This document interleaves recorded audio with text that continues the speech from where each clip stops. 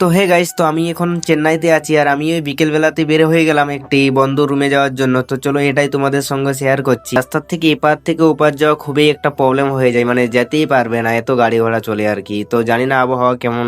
আজকে চেন্নাইতে খুবই সুন্দর আবহাওয়া ছিল।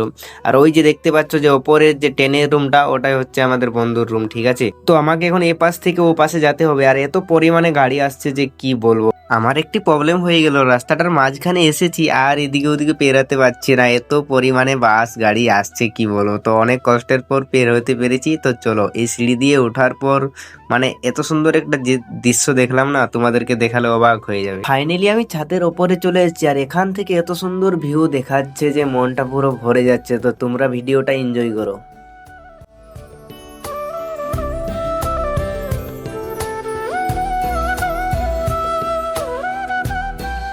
তো গাইস, আজকের ভিডিওটা এ পর্যন্ত। চলো আরেকটি নতুন ভিডিওতে দেখা হচ্ছে।